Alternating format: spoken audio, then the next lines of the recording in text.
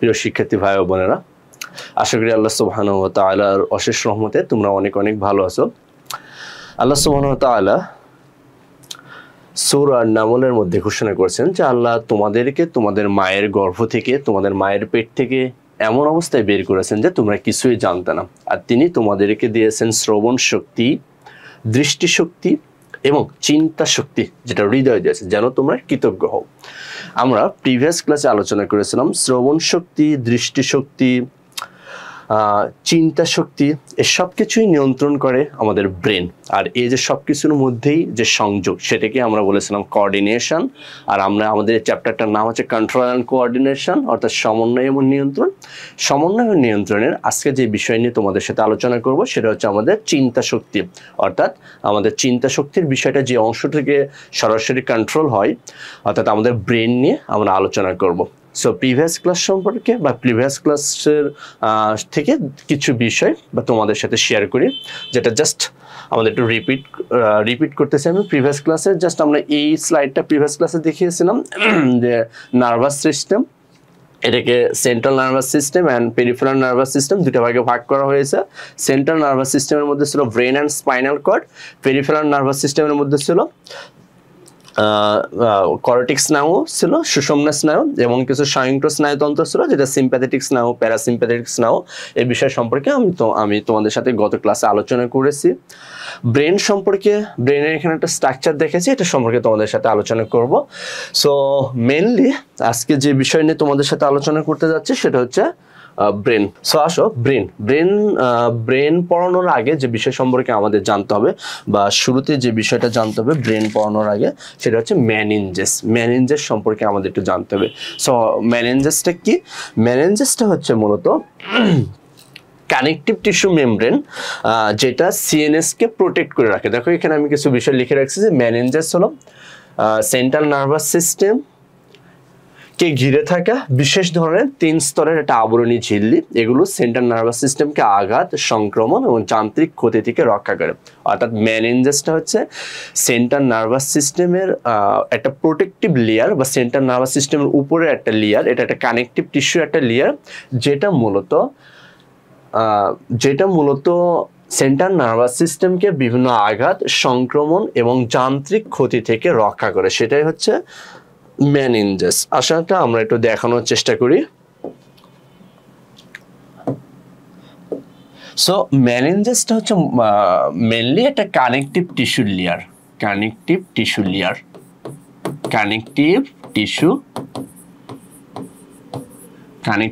Layer.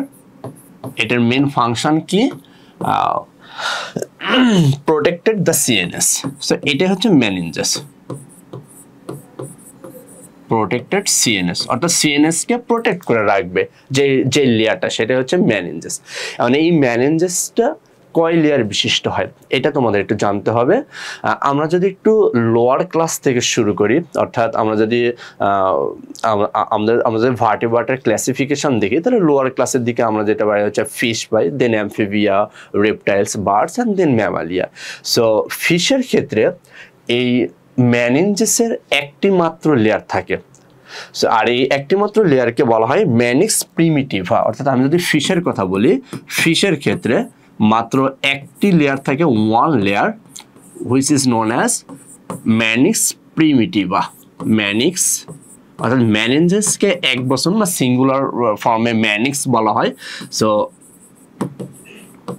প্রিমিটিভা, অর্থাৎ ফিশের ক্ষেত্রে এই মেনিনজেসের শুধুমাত্র একটা লেয়ার থাকে, আর এই লেয়ারটাকে বলা হয় ম্যানিক্স প্রিমিটিভা। আর এর পরবর্তী যে 3টা ক্লাস রয়েছে, অর্থাৎ অ্যামফিবিয়া, আমি সংক্ষিপ্তভাবে লিখলাম অ্যামফিবিয়া, রেপটাইলস অ্যান্ড বার্ডস এর ক্ষেত্রে 2টা লেয়ার দেখা যায়। এর প্রথম লেয়ারটার নাম হচ্ছে বাইরের লেয়ার, যেটা সেটা হচ্ছে ডুরা ম্যাটার। 2টা লেয়ার মূলত দেখা যায়, এটা হচ্ছে ডুরা ম্যাটার, আর আরো একটি লেয়ার রয়েছে, সেটা হচ্ছে পায়া অ্যারাকনয়েড ম্যাটার। পায়া অ্যারাকনয়েড ম্যাটার।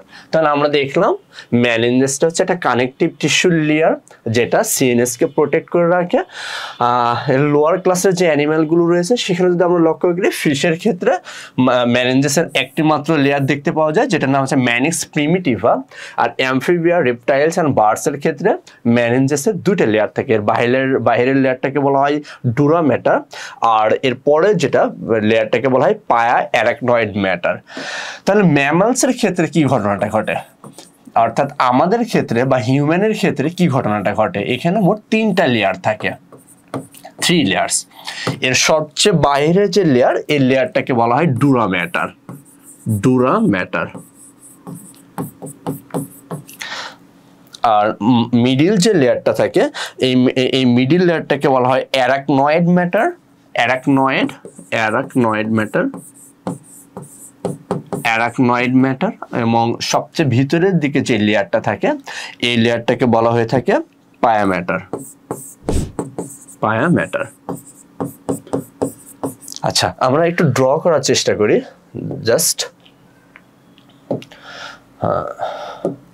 জাস্ট সিম্পলি আমি যদি একটু ড্র করি, ধরো যে সবচেয়ে বাইরের যে স্তর, এটা হচ্ছে আমি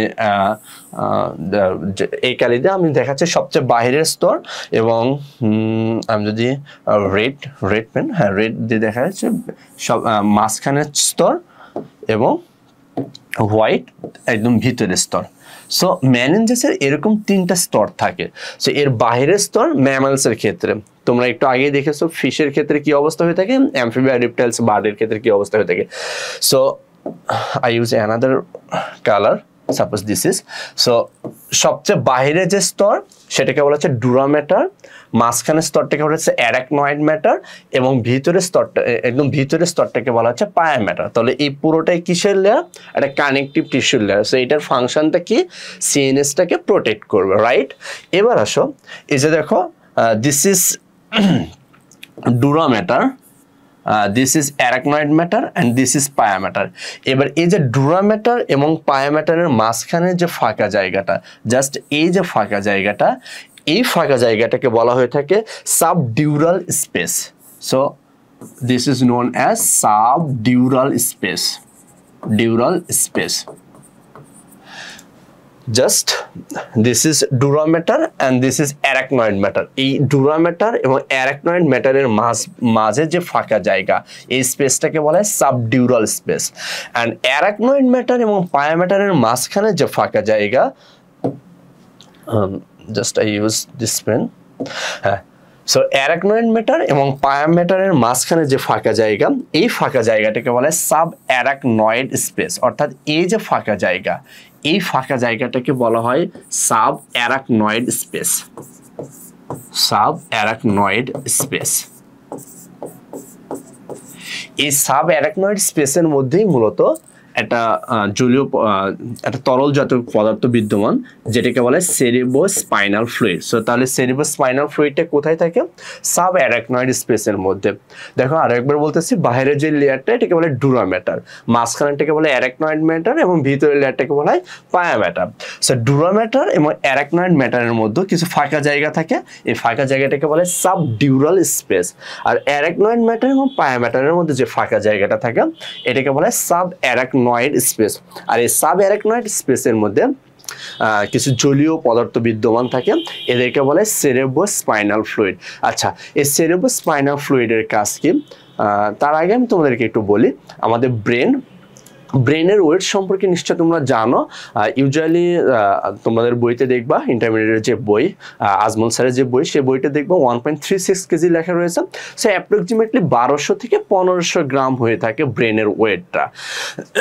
এবার চিন্তা করো, তুমি তোমার মাথায় দেখো একটা 1.5 কেজি ওজন, মানে 1500 গ্রাম ওজনের একটা ওয়েট নিয়ে তুমি সারাদিন চলাফেরা করো, দেখবা তোমার অনেক ভারী লাগতেছে বা অনেক কষ্ট হচ্ছে আর কি। বাট তোমার ব্রেন যে এত ওয়েট, তুমি তো সেটা ফিল করো না।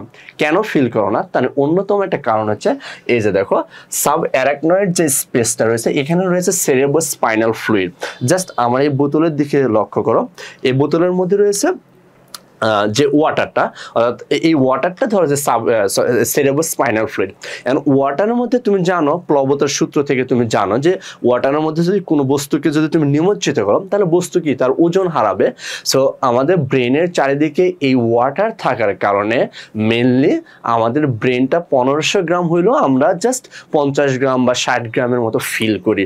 আমরা ব্রেনটাকে ওইভাবে ফিল করি না, মানে ব্রেনের ওয়েটটাকে ওইভাবে ফিল করি না। সুবহানাল্লাহ, চিন্তা করে দেখছো, আল্লাহ সুবহানাহু ওয়া তাআলা বললেন যে আমি শুরুতেই তোমাদেরকে দেখাইছিলাম যে তোমরা মায়ের পেট থেকে এমন অবস্থায় বের হও যে তোমরা কিছুই জানো না। তিনি তোমাদেরকে শ্রবণ শক্তি দেন, তোমাদের বুদ্ধি শক্তি বা চিন্তা চেতনার শক্তি দেন, যাতে করে তোমরা তাদের শুকরিয়া আদায় করো। দেখো এই যে ব্রেনটাকে আল্লাহ যদি তোমার এই ফ্লুইডের মধ্যে না রেখে যদি নর্মালি রাখতো তাহলে তুমি কিন্তু ওই 1.5 কেজি ওয়েটটাই ফিল করতা। তখন দেখো সারাদিন তুমি যদি 1.5 কেজি ওয়েটটা ফিল করতা তাহলে কি পরিমাণ কষ্ট হতো। আরেকটা বিষয় দেখো, এই ফ্লুইডের মধ্যে সাপোজ এটা একটা বোতল, এই বোতলের এই যে বাইরে যে স্তর ধরো যে আর ভিতরের স্তর, এই দুই স্তরটা হচ্ছে ধরো যে অ্যারাকনয়েড ম্যাটার এবং পায়া ম্যাটার, মাঝখানে যে ফাঁকা জায়গা এর মধ্যে ধরো যে পানি রয়েছে, অর্থাৎ সেরেব্রোস্পাইনাল ফ্লুইড রয়েছে। এইবার এই ব্রেনটা, সাপোজ এটা হচ্ছে ব্রেন, এবার ব্রেনটাকে যদি তুমি পানির মধ্যে দিয়ে দাও, এবার বাহির থেকে যখন তুমি আঘাত করবা তখন আঘাতটা কিন্তু প্রথমে স্তর মানে বাইরের লেয়ারে লাগবে, দেন আঘাতটা কিন্তু ওয়াটারে লাগবে, অর্থাৎ সরাসরি ব্রেনে আঘাতপ্রাপ্ত হবে না। বাট এর মধ্যে যদি পানি না থাকতো, জাস্ট এই ব্রেনটা যদি অবস্থান করতো তাহলে বাইরের আঘাতটা সরাসরি ব্রেনে লাগতো। তোমরা নিশ্চয় বুঝতে পারছো এইখানে আল্লাহ সুবহানাহু ওয়া তাআলা যে এইখানে তোমার সেরেব্রোস্পাইনাল ফ্লুইডটা দিয়েছে, সেই সেরেব্রোস্পাইনাল ফ্লুইডের কত উপকারিতা বা কত গুণাবলী তোমরা সেটা দেখলাম। এবার আসো, হ্যাঁ অলরেডি আমি স্লাইডটা আলোচনা করেছি যে ডুরা ম্যাটার, যেটা বাইরের শক্ত স্তর সবচেয়ে পুরু এবং দৃঢ়, এটি খুলির অভ্যন্তরের সঙ্গে যুক্ত থাকে। অ্যারাকনয়েড ম্যাটার যেটা মাঝের স্তর, এবং পায়া ম্যাটার যেটা সবচেয়ে ভিতরের স্তর। সো এবং এটা আমরা আলোচনা করলাম যে ডুরা ম্যাটার এবং অ্যারাকনয়েড ম্যাটারের মধ্যে যে ফাঁকা জায়গা সাবডিউরাল স্পেস, এবং পায়া ম্যাটার অ্যারাকনয়েড ম্যাটারের মধ্যে যে ফাঁকা জায়গা সেটাকে বলা হয় সাব অ্যারাকনয়েড স্পেস, যেখানে সেরেব্রোস্পাইনাল ফ্লুইড থাকে। এবার আসলে মেনেঞ্জেসের প্রধান কাজ, আমি কিন্তু অনেকগুলো বিষয় আলোচনা করেই ফেলেছি অলরেডি মেনেঞ্জেসের কাজ সম্পর্কে। প্রথমেই তোমাদের সাথে মেনেঞ্জেসের যখন সংজ্ঞা দিয়েছিলাম তখনই যে বিষয়টা বলেছিলাম যে মেনেঞ্জেস হচ্ছে একটা connective tissue layer which protect the central nervous system. So mainly মেনেঞ্জেসটা কি করে, সেন্ট্রাল নার্ভাস সিস্টেমকে বাইরের আঘাত, চাপ ও ঘর্ষণ থেকে রক্ষা করে। সেরেব্রোস্পাইনাল ফ্লুইড যেটা দেখাইলাম তোমাদেরকে একটু আগে, সেটা ধারণ করে। আর সেরেব্রোস্পাইনাল ফ্লুইডের কি কাজ সে সম্পর্কে তোমাদের সাথে আলোচনা করছি। দেখে এখানে আরেকটু বিষয় লিখে রাখছি আমি, যে যা পুষ্টি সরবরাহ করে এবং বর্জ্য পদার্থ অপসারণে সাহায্য করে এবং সংক্রমণ রোধে সহায়তা করে। মেনেঞ্জাস জীবাণু প্রবেশের প্রতিবন্ধক হিসেবে কাজ করে। তোমরা মেনেঞ্জাইটিস ডিজিজ সম্পর্কে নিশ্চয় শুনেছ, সেই ডিজিজের যে জীবাণু, সে জীবাণু প্রবেশে মেনেঞ্জাসটা বাধা দান করে। সো এই ছিল মোটামুটি মেনেঞ্জাসের ফাংশন। এবার আসো আমরা ব্রেন সম্পর্কে আলোচনা করব। সো ব্রেন সম্পর্কে যদি আলোচনা করতে চাই, আমি গত ক্লাসে আলোচনা করেছিলাম সেন্ট্রাল নার্ভাস সিস্টেমের ব্রেন সম্পর্কে আলোচনা করতে যে তোমাদের সাথে যেটা বলেছিলাম যে ব্রেনকে প্রথমত 3টা অংশে ভাগ করা হয়। ফোরব্রেন, ব্রেনকে forebrain or prosencephalon, midbrain or mesencephalon and hindbrain or rhombencephalon. So forebrain আবার যদি আমি forebrain সম্পর্কে আলোচনা করতে যাই তাহলে forebrain এর সবচেয়ে বড় যে অংশটুকু আসবে or prosencephalon, আচ্ছা prosencephalon or forebrain, sorry I use maybe সাদা কালারটা ইউজ করলে মনে হয় একটু বেটার হয়। ওকে, সো আসো forebrain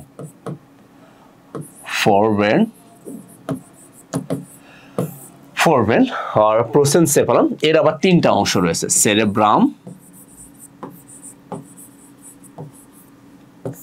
থ্যালামাস আর হাইপোথ্যালামাস।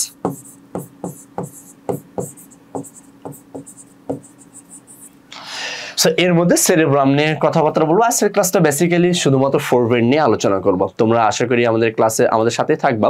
আমরা ধারাবাহিকভাবে এই অধ্যায়টা আলোচনা করার চেষ্টা করতেছি। সো আজকে বেসিক্যালি ফোরব্রেনটাই আলোচনা করবো। সো ফোরব্রেনের আসলে সেরেব্রাম, এই সেরেব্রাম সম্পর্কে আলোচনা বা সেরেব্রাম কি, কোন জায়গায় থাকে সেই বিষয় সম্পর্কে। আসো আমি একটু সেরেব্রাম শুরু করার আগে ফার্স্ট স্লাইডটা একটু দেখানোর তোমাদের চেষ্টা করি। এই যে এইটা হচ্ছে একটা মোটামুটি একটা ব্রেনের ফিগার।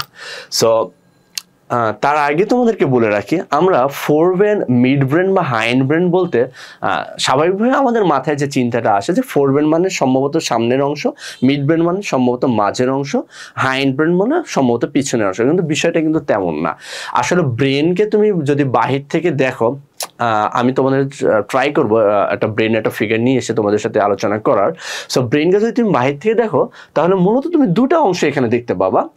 তো এর বাইরের উপরের যে পুরো লেয়ারটা তুমি দেখতে পাবা, মানে উপরের সবচেয়ে বড় যে অংশটুকু তুমি দেখতে পাবা, এই অংশটুকুই মূলত সেরেব্রাম, বা এই অংশটুকুই মূলত ফোর ব্রেনের মধ্যে রয়েছে। আর অর্থাৎ আমি যদি বলি তোমাকে যে আমরা ফোর ব্রেন বলতে হয়তো বুঝি যে সামনের অংশ, মিড ব্রেন মাঝের অংশ এবং হাইন্ড ব্রেন নিচের অংশ, বিষয়টা তা না। ফোর ব্রেন বলতে তোমার ব্রেনের একদম উপরের যে অংশটা কাভার করা থাকে এটা হচ্ছে ফোর ব্রেন, এবং ব্রেনের ঠিক উপরের একটু নিচের যে অংশ এটা হচ্ছে, ধরো যে এই পেন, এটা হচ্ছে মিড ব্রেন, এবং তার নিচের যে অংশটা জাস্ট এইভাবে, এটা মোবাইলটা, এটা হচ্ছে হাইন্ড ব্রেন। জাস্ট উপর, মিড এবং নিচ এইভাবে ব্রেনটা অবস্থান করে। সো এখানে লক্ষ্য করো তোমরা, এই যে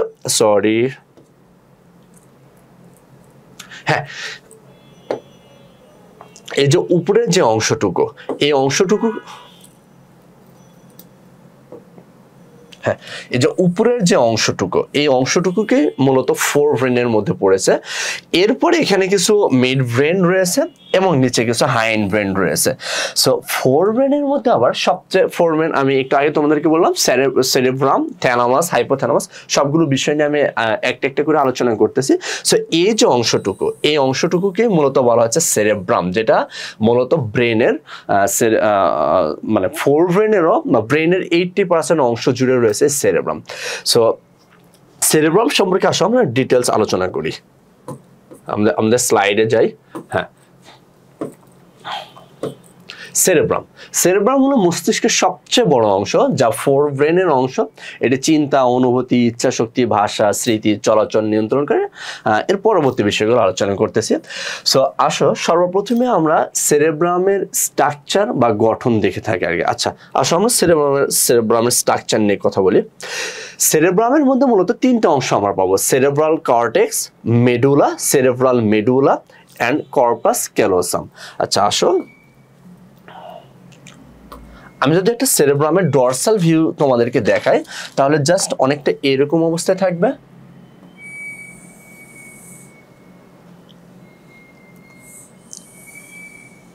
আমি চিত্র খুব ভালো আঁকাতে পারি না সে আগে থেকেই, সো তোমরা একটু সুন্দর করে চিত্র আঁকিয়ে নিবা।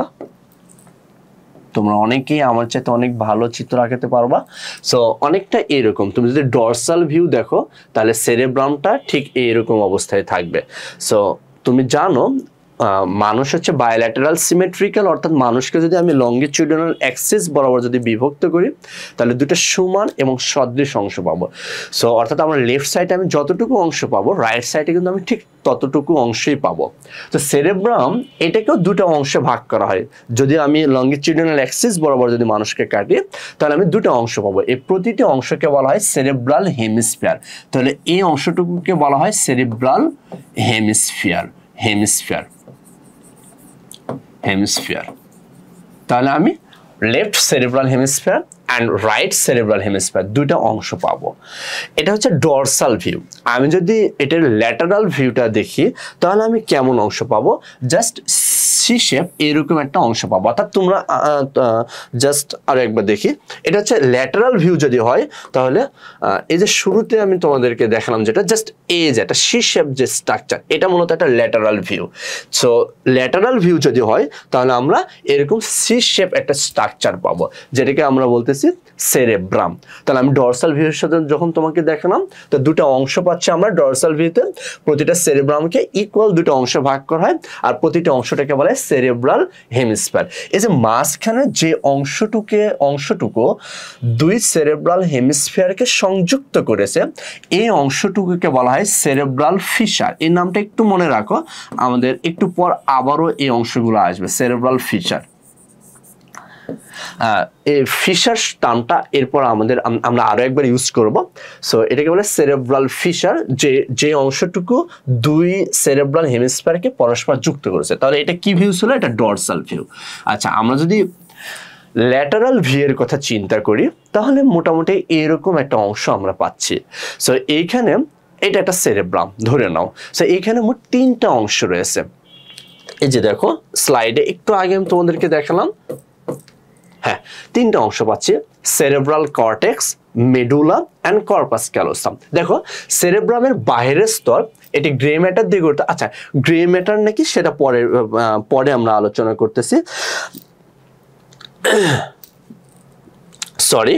সো গাজী আজমল স্যারের বইতে যদি তোমরা দেখো তাহলে দেখতে পাবা যে এর যে বাহিরের স্তরটা, এর যে বাহিরের স্তরটা, যে স্তরটা সেরেব্রামের যেটা বাহিরের স্তর, এই স্তরটা গাজী আজমল স্যারের বইতে দেখবা 3 সেন্টিমিটার পুরো একটা স্তরের কথা লেখা রয়েছে।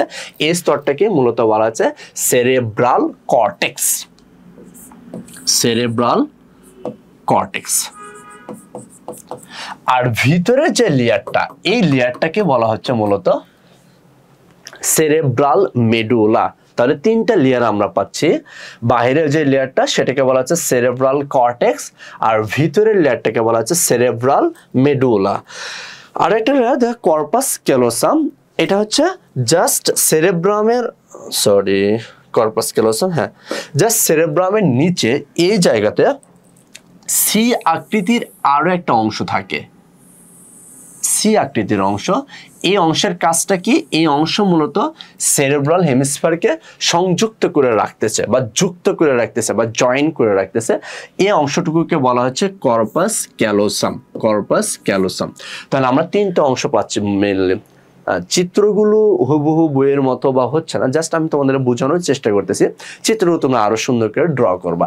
সো প্রথম অংশ সেরেব্রামের বাইরের দিকে 3 সেন্টিমিটার পুরো একটা স্তর থাকে, যেটাকে বলা হচ্ছে সেরেব্রাল কর্টেক্স। আর ভিতরের যে স্তরটা এটাকে বলা হচ্ছে সেরেব্রাল মেডুলা।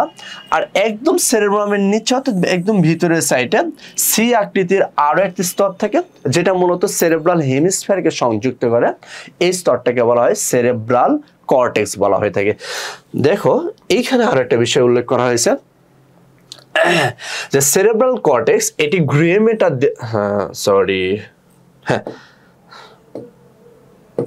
সেরেব্রাল কর্টেক্স, হ্যাঁ এটি গ্রে ম্যাটার দিয়ে গঠিত। মেডুলা এটি হোয়াইট ম্যাটার দিয়ে গঠিত, এবং কর্পাস ক্যালোসাম এটা এক ধরনের হোয়াইট ম্যাটার ফাইবার দিয়ে গঠিত হয়। সো গ্রে ম্যাটার এবং হোয়াইট ম্যাটার সম্পর্কে তোমাদের গত ক্লাসে আমি আলোচনা করেছিলাম যে আমাদের সেন্ট্রাল নার্ভাস সিস্টেমের মধ্যে কিছু জায়গা রয়েছে যে জায়গাগুলোতে মেইনলি, যে জায়গাগুলোতে বেসিক্যালি নিউরনের সেল বডি এবং ডেনড্রাইটগুলো অবস্থান করে, যেটা দেখতে অনেকটা ধূসর আকৃতির হয়ে থাকে, সেই অংশগুলোকে বলা হয় গ্রে ম্যাটার। আর নিউরনের মাইলিন অংশগুলো অর্থাৎ একজন পার্টগুলো যে জায়গাগুলোতে অবস্থান করে মেনলি, সে অংশগুলো একটু হোয়াইট কালার হয়ে থাকে বা সাদা অংশের হয়ে থাকে, এগুলোকে মূলত বলা হয় হোয়াইট ম্যাটার। সো সেরেব্রাল কর্টেক্সটা গ্রে ম্যাটার অংশে অবস্থান করে আর মেডুলাটা হোয়াইট ম্যাটার অংশে অবস্থান করে। সো এটা ছিল মূলত সেরেব্রাল কর্টেক্স এবং সেরেব্রাল মেডুলা এবং কর্পাস ক্যালোসাম নিয়ে আলোচনা। সো আমরা এখানে কি দেখতে পেলাম, যদি আমরা সেরেব্রামকে দেখি তাহলে মূলত প্রথমে পাচ্ছি যে 2টা সমান অংশ যদি বিভক্ত করতে পারতেছি, যদি ডরসাল ভিউটা দেখি জাস্ট এরকম একটা অংশ পাচ্ছে। আর প্রত্যেকটা মানে each part of cerebrum is known as the cerebral hemisphere. এরপর যদি আমরা ভিতরের দিকে যাই তাহলে 3টা অংশ পাচ্ছি, cerebral cortex, cerebral cortex, cerebral medulla and corpus callosum। এবার আসো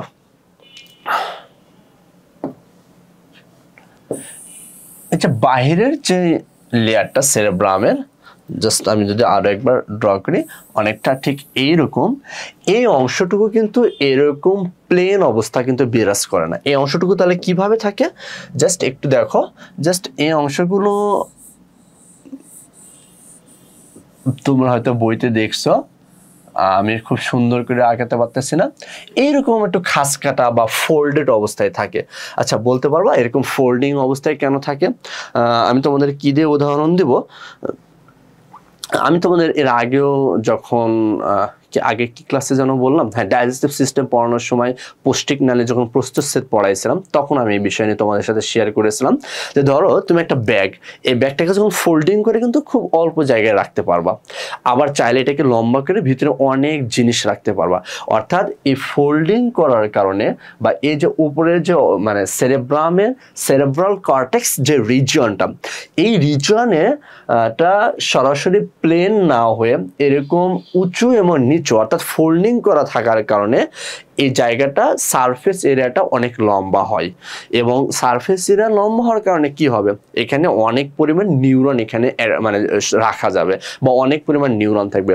আমি গত ক্লাসে তোমাদের সাথে আলোচনা করেছি শুধুমাত্র ব্রেনেই অলমোস্ট 10 বিলিয়ন নিউরন থাকে, তোমাদের বইতে রয়েছে 10 বিলিয়ন নিউরন শুধুমাত্র ব্রেনে অবস্থান করে। তো এই মানে ফোল্ডিং করে রাখার কারণে বা এই যে উঁচু নিচু জায়গা হওয়ার কারণে, এটা অবশ্য উঁচু নিচু জায়গা থাকার কারণে অনেকগুলো নিউরন এখানে রাখা সম্ভব হয় এবং সারফেস এরিয়াটা অনেক বড় হয়।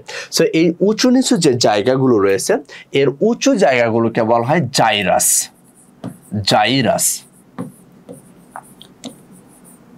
আর এই নিচু জায়গাগুলোকে মূলত বলা হয় ফিশার।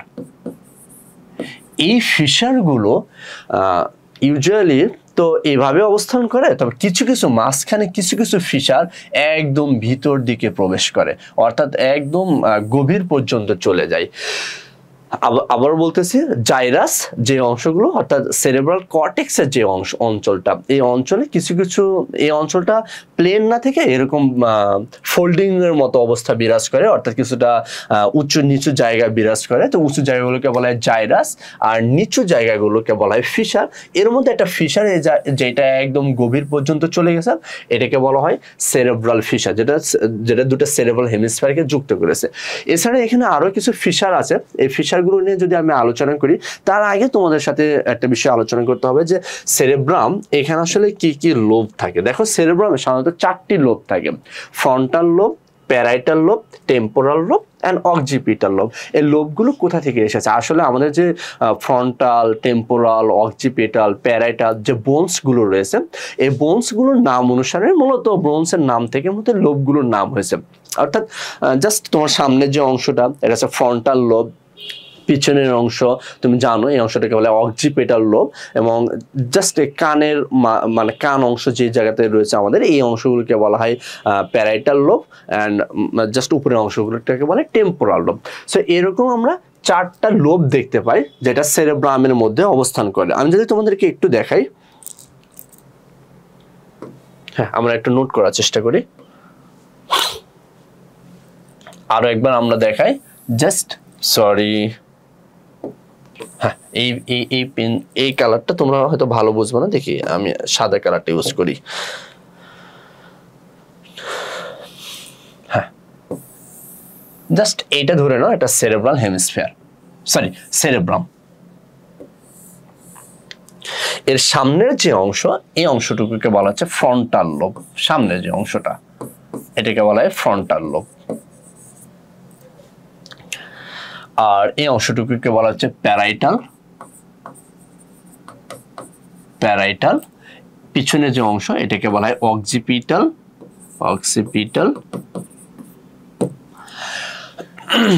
আর এই অংশটুকু এটাকে বলা হচ্ছে টেম্পোরাল লোব, টেম্পোরাল। তাহলে তুমি যদি মোটামুটি আমরা যদি সেরেব্রামটাকে দেখি এরকম 4টা লোব পাবো। আসলে স্ট্রাকচারটা খুব সুন্দর হয়নি বা হয়তো মানে আসে না এই বিষয়টা, জাস্ট তোমরা বোঝার চেষ্টা করো। তোমরা স্ট্রাকচারটা বই থেকে দেখে নিবা ফিগারটা। সো মূলত এরকম পাবা যে ফ্রন্টাল, সামনের যে অংশ ফ্রন্টাল লোব, প্যারাইটাল লোব উপরের অংশটা, অক্সিপিটাল তোমার একদম হাইন্ড ব্রেনটার বরাবর যে জায়গাগুলো উপর দিকে রয়েছে, হাইন্ড ব্রেন বলতে সরি বিষয়টা একটু ভুল হয়ে গেল, মানে পিছনের অংশটা সেটা হচ্ছে অক্সিপিটাল এবং টেম্পোরাল। এইরকম মোট 4টা লোব পাবা। সো একটু আগে তোমাদের বলেছিলাম যে সেরেব্রাল কর্টেক্স অর্থাৎ বাইরের লেয়ারটা, যেটাকে আমরা বলতেছি যে সেরেব্রাল কর্টেক্স, এই সেরেব্রাল কর্টেক্সগুলো তো এইভাবে প্লেন ভাবে অবস্থান করে না, জাস্ট এইভাবে একটু ফোল্ডিং হয়ে ভিতর দিকে খাস কাটা হয়ে এইভাবে ভাঁজ হয়ে ভিতর অবস্থান করে। সো এই ভাঁজ হওয়া অংশগুলোকে আমরা একটু আগে বললাম ফিশার, আর উচ্চ অংশগুলোকে বললাম আমরা জাইরাস, রাইট? এবার দেখো কিছু কিছু মানে ফিশারগুলো একদম গভীর পর্যন্ত চলে যায়, জাস্ট এইরকম ধরো যে এটা একটা ফিশার যেটা অনেক গভীরে চলে গেছে আর কি। সো এই ফিশারটা মূলত কি করেছে, পুরো যে সেরেব্রামটা রয়েছে এই সেরেব্রামের যে ফ্রন্টাল রিজন, জাস্ট এই ফ্রন্টাল রিজন অ্যান্ড এই প্যারাটাল রিজনটাকে এই ফিশারটা আলাদা করেছে। আমি আরেকবার রিপিট করতেছি তোমাদের ক্ষেত্রে, সেরেব্রামের যে ফিশার, জাইরাস এবং ফিশার সম্পর্কে তোমরা জানো, এবার কিছু কিছু ফিশার একদম ভিতর দিকে প্রবেশ করেছে অর্থাৎ একটু গভীর হয়ে গেছে। এই ফিশারের মধ্যে এটা একটা ফিশার যেটা parietal region and frontal region, আর প্যারাটাল লোব এবং ফ্রন্টাল লোবটাকে আলাদা করেছে। এই ফিশারটাকে বলা হয় সেন্ট্রাল ফিশার।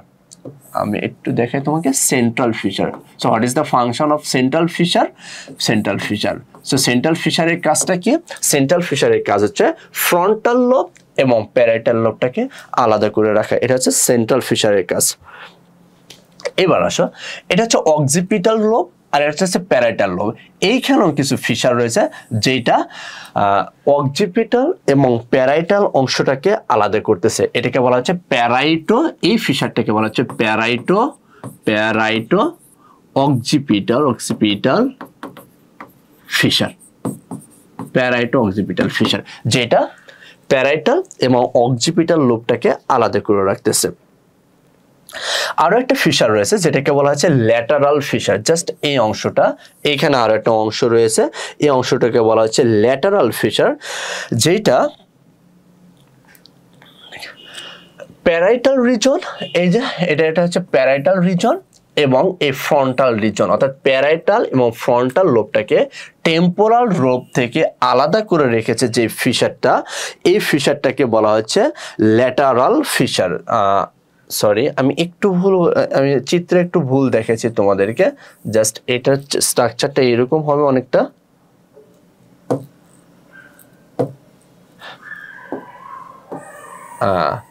নিচের যে অংশ এটা তো টেম্পোরাল রিজন, এই টেম্পোরাল রিজনের এখানে যে ফিশারটা রয়েছে যেটা মূলত প্যারাইটাল এবং ফ্রন্টাল থেকে টেম্পোরালকে আলাদা করে রাখতেছে যে ফিশারটা। ধরো যে এটা একটা ফিশার, যেই ফিশারটা মূলত প্যারাইটাল এবং ফ্রন্টাল থেকে অর্থাৎ উপরের রিজন থেকে টেম্পোরাল রিজনটাকে আলাদা করে রাখে যে ফিশারটা, এই ফিশারটাকে বলা হয় ল্যাটারাল ফিশার।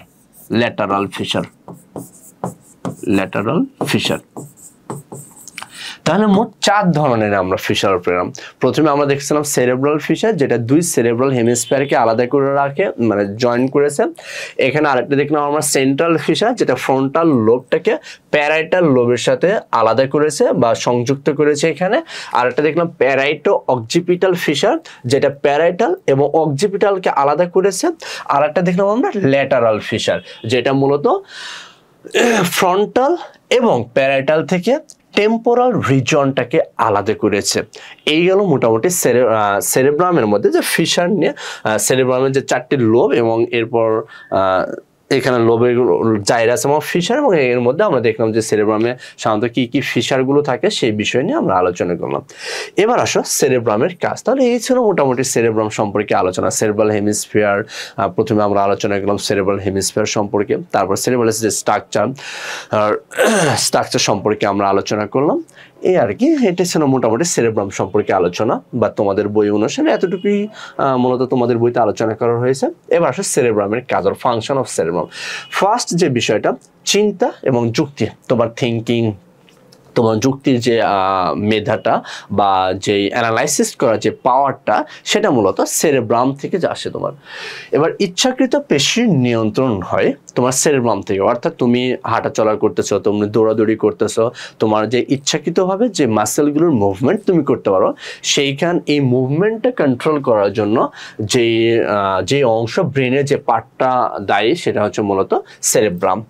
এবার তুমি যে কথা বলতেছো, তোমার অনুভূতি, তোমার ইমোশন, তোমার আবেগগুলো, তোমার মেমোরাইজ করার যে পাওয়ার, তোমার লার্নিং যে পাওয়ারটা, অর্থাৎ তোমার মুখস্থ করা, তোমার শেখা, এবং তুমি যে তোমার সেন্সরি অর্গানগুলো দিয়ে যা দেখতেছো সেগুলো যে বিশ্লেষণ করে সেই অনুযায়ী যে ডিসিশন মেক করো তুমি, এই সব কিছুই মূলত করে থাকে তোমার সেরেব্রাম, অর্থাৎ সেরেব্রাম এই অংশগুলো করে থাকে। সেরেব্রামের যে দুটো অংশ বলেছিলাম তোমাদেরকে, সেরেব্রাল হেমিস্ফিয়ার, ডান সেরেব্রাল হেমিস্ফিয়ার এবং বাম সেরেব্রাল হেমিস্ফিয়ার। ডান সেরেব্রাল হেমিস্ফিয়ার যেটা, এটা মূলত বডির বাম অংশটাকে কন্ট্রোল করে, আর বাম সেরেব্রাল হেমিস্ফিয়ারটা বডির মূলত বাম অংশগুলোকে কন্ট্রোল করে থাকে। সো এই ছিল মোটামুটি সেরেব্রাম সম্পর্কে আলোচনা। এবার আসো দেখি কি রয়েছে থ্যালামাস। হ্যাঁ, থ্যালামাস কোন অংশটুকু?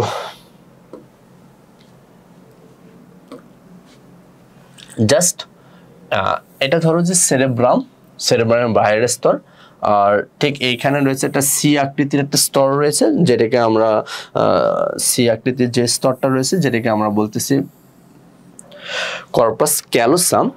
এই কর্পাস ক্যালোসামের সাথে এইখানেই একটা অংশ যুক্ত থাকে, জাস্ট এইরকম একটা অংশ। এই অংশটুকুকে মূলত বলা হচ্ছে থ্যালামাস।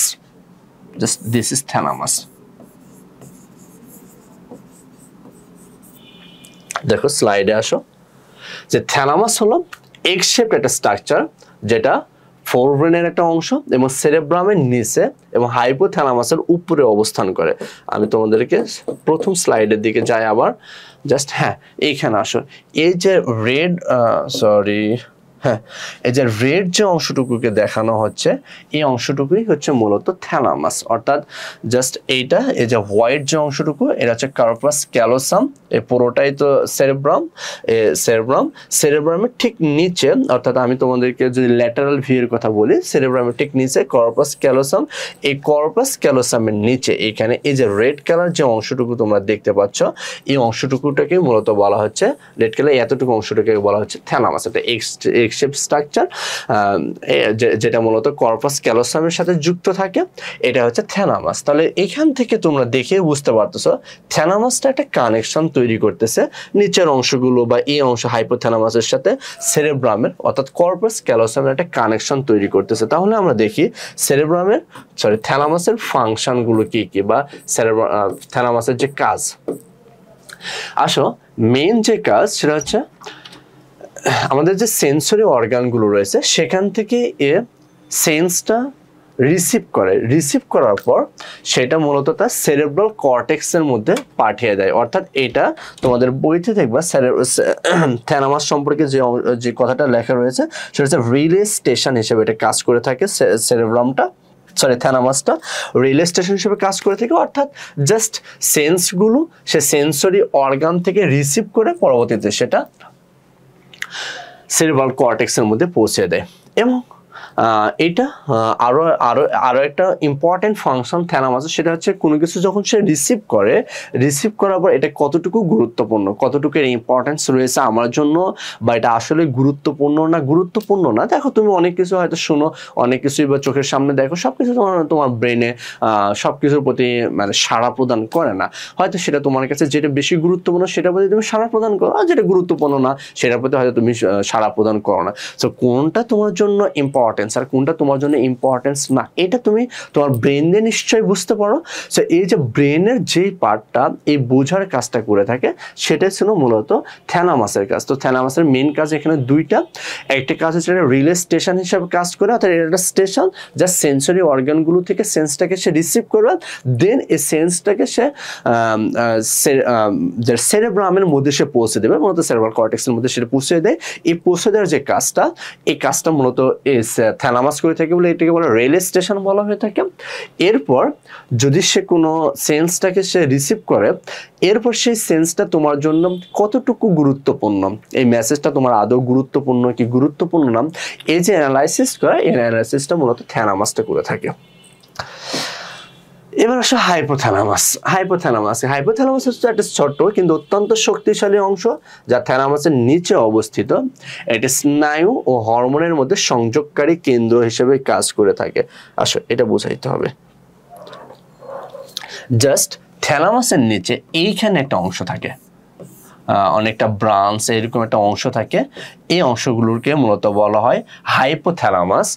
এখানে মূলত দুইটা বিষয় অবস্থান করে, এই অংশগুলোকে বলা হয় ইনফ্যান্ডিবিউলাম, এই অংশগুলোকে বলা হয় ইনফ্যান্ডিবিউলাম,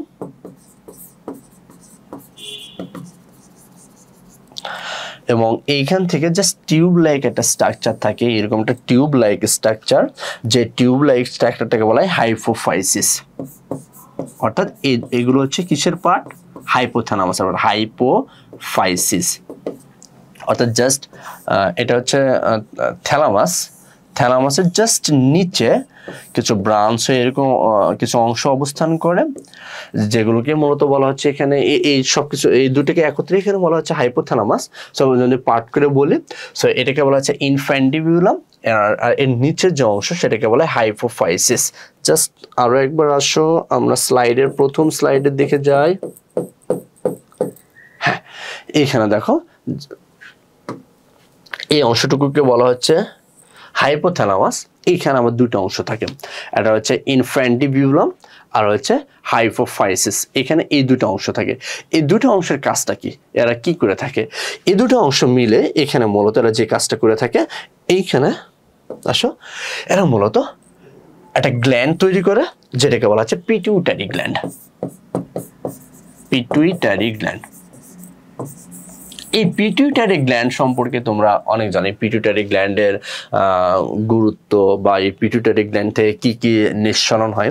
জাস্ট আমি যদি দুই একটা বিষয় বলি, আমি মনে হয় একটা ক্লাস নিয়েছিলাম তোমাদেরকে, যে role of kidney in osmoregulation প্রসেসে, কিডনির যে রোলটা, সেখানে তোমাদেরকে বলছিলাম অ্যান্টি ডায়ুরেটিক হরমোনের কথা আলোচনা করেছিলাম, কিংবা এফএসএইচ যে হরমোনটা, অর্থাৎ ফলিকল স্টিমুলেটিং হরমোন, যেটা সেক্স হরমোনের সাথে রিলেটেড অ্যাকচুয়ালি, বা এলএইচ লিউটিনাইজিং হরমোন, এই গুরুত্বপূর্ণ কিছু হরমোন এই পিটুইটারি গ্ল্যান্ড থেকে কিন্তু সিক্রেট হয়। তাহলে এটা হচ্ছে মূলত পিটুইটারি গ্ল্যান্ড। তাহলে এই হাইপোথ্যালামাস অংশটা এই পিটুইটারি গ্ল্যান্ড, অর্থাৎ আমি যখন তোমাদেরকে ফার্স্ট ক্লাসে nervous system control and coordination বিষয়টা বলতেছিলাম, তখন সেখানে দুটো সিস্টেমের কথা আলোচনা করেছিলাম, একটা হচ্ছে নার্ভাস সিস্টেম আর একটা হচ্ছে কেমিক্যাল সিস্টেম।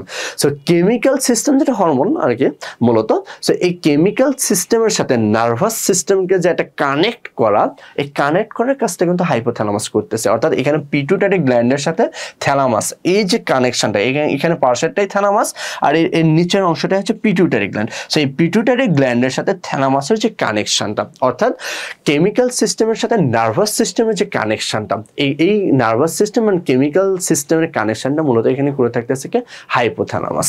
সো আসো হাইপোথ্যালামাসের কাজগুলো সম্পর্কে আমরা একটু দেখি। হ্যাঁ, হাইপোথ্যালামাসের মেইন যে কাজটা সেটা হচ্ছে কন্ট্রোল দ্য টেম্পারেচার। এটা বডির যে শরীরের অতিরিক্ত গরম বা ঠান্ডা হলে হাইপোথ্যালামাস ঘাম বা কাঁপুনির মাধ্যমে নিয়ন্ত্রণ করে। অর্থাৎ বডি যদি অতিরিক্ত গরম যদি ফিল করে, তাহলে কি করে বডি আমাদের কি করে, আমাদের ঘামগুলো বা শরীর থেকে পানিগুলোকে বের করে দেয়। এই যে পানিগুলো বের করে দেওয়ার মাধ্যমে সে কি করতেছে, বডির টেম্পারেচারটাকে কন্ট্রোল করতেছে। আমি গতদিন তোমাদের বলছিলাম যে কেমিক্যাল কন্ট্রোলের কথা। সো হাইপোথ্যালামাসটা মূলত কেমিক্যাল সিস্টেমের সাথে আমাদের যে নার্ভাস সিস্টেম, এটাকে মূলত কানেকশন করছে। এটাই তো কন্ট্রোল, অধ্যায়ের নামটাই তো কন্ট্রোল অ্যান্ড কোঅর্ডিনেশন। এটাই মূলত কন্ট্রোল, যে সমন্বয় নিয়ন্ত্রণ, এটাই নিয়ন্ত্রণ, যে নার্ভাস সিস্টেমটা আমাদের নার্ভাস সিস্টেমের সাথে যে কেমিক্যাল সিস্টেমের যে কানেকশন। সো হাইপোথ্যালামাসের একটা মেইন কাজটা হচ্ছে বডির টেম্পারেচারটা ফিক্সড করা, অর্থাৎ ইন্টারনাল টেম্পারেচারটা সবসময় একটা স্ট্যাটিক পয়েন্টে বা একটা ফিক্সড পয়েন্টে রাখা। যে বাইরের টেম্পারেচার যদি বেশি হয় বা তুমি যদি খুব বেশি গরম ফিল করো, তখন বডি থেকে কিছু ঘাম বের করে দেয় বা কিছু পানি বের করে দেয়, এই টেম্পারেচারটাকে কন্ট্রোল করে। এবং শরীরের পুষ্টির চাহিদা বুঝে ক্ষুধা বা তৃষ্ণার অনুভব যে তৈরি হয়, অর্থাৎ তোমার যে ক্ষুধা লাগা যে ফিলিংসটা বা তৃষ্ণার্ত যে ফিলিংসটা, এই ফিলিংসটা কিন্তু তৈরি হয় হাইপোথ্যালামাস থেকে।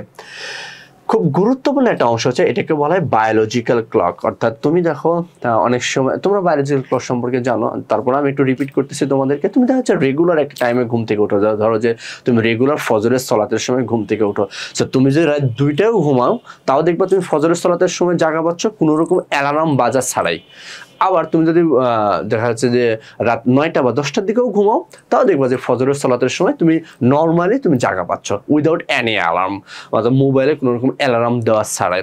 সো এইটাই কিন্তু কন্ট্রোল হচ্ছে যে অবস্থা, এটাকে বলা হচ্ছে বায়োলজিক্যাল ক্লক। সো এই সম্পর্কে অনেক তোমরা আর্টিকেল পাবা বায়োলজিক্যাল ক্লক, জাস্ট গুগল স্কলারে যদি তোমরা সার্চ করো বায়োলজিক্যাল ক্লক সম্পর্কে অনেক পেপার পাবো, অনেক ভালো ভালো জার্নালে পাবলিশ হয়েছে, এমন অনেক পেপার রয়েছে বায়োলজিক্যাল ক্লকের উপরে। তোমরা সেখানে দু একটা পেপার পড়লো আর কি সম্পর্কে আরো বিস্তারিত ধারণা পাবা। সো এই বায়োলজিক্যাল ক্লকটা তোমার ব্রেনের যেই পার্টটা কন্ট্রোল করে থাকে, যে পার্টটা মানে নিয়ন্ত্রণ হয়ে থাকে, সে পার্টটাকে মূলত বলা হচ্ছে হাইপোথ্যালামাস, অর্থাৎ এটা বায়োলজিক্যাল ক্লকটা কন্ট্রোল করে থাকে।